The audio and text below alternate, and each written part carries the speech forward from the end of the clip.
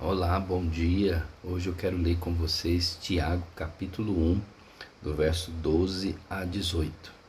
Bem-aventurado é aquele que suporta com perseverança a provação, porque depois de ter sido aprovado, receberá a coroa da vida, a qual o Senhor prometeu aos que o amam.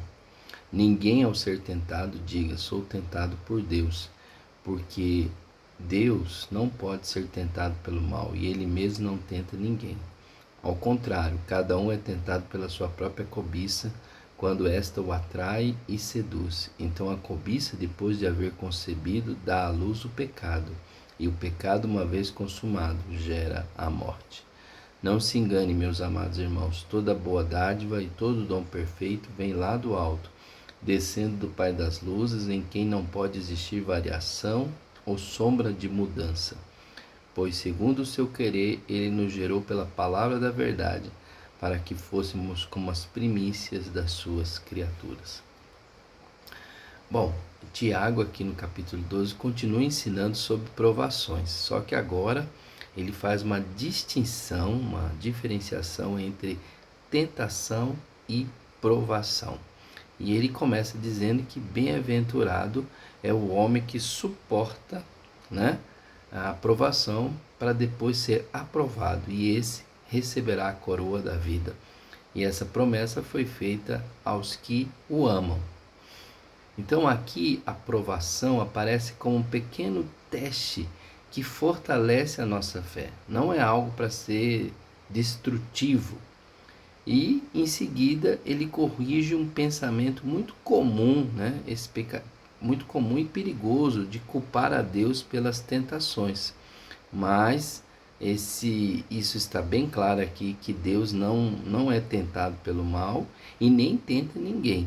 Pelo contrário, se somos tentados pela nossa própria cobiça, pelo nosso próprio desejo, como o texto diz, que quando a gente é tentado pela própria cobiça, quando esta o atrai e o seduz, então a cobiça, depois de haver concebido, dá à luz o pecado, e o pecado, uma vez consumado, gera a morte. Então, a tentação nasce da nossa própria cobiça humana, né? E ele esclarece: Deus, ele não é tentado pelo mal, né? E ele não tenta ninguém, porque o texto diz: não se engane, meus amados irmãos, toda boa dádiva e todo dom perfeito vem lá do alto. Então, Tiago nos lembra que tudo que é bom vem de Deus, que é o Pai das luzes, em quem não há mudança nem sombra de variação. Então, nós precisamos entender esse texto para aplicá-lo no nosso viver, porque, na verdade, aplicando esse texto, nós vamos encontrar que ele nos está nos chamando à responsabilidade espiritual e à confiança no caráter de Deus, que muitas vezes, em momentos difíceis, é fácil a gente culpar a Deus pelas nossas quedas, pelas nossas fraquezas, pelas nossas tentações, mas Tiago nos ensina que nós precisamos vigiar o nosso próprio coração, porque é ele que nos engana, e é nele que começam as inclinações que nos afastam, né? Aí que está, vai nos afastando do Senhor. Enquanto que as tentações nos afastam do Senhor, as provações, né, esses pequenos testes, tentam nos aproximar do Senhor, né? Então, Deus, no texto, nos consola, dizendo que Ele não está armando armadilhas contra nós, mas está nos sustentando em meio a essas lutas, em meio a essas provações, em meio a essas tentações. Então, Ele é fonte de tudo bem, em quem Ele nos gerou pela palavra da verdade, e Ele nos dá a vida, né?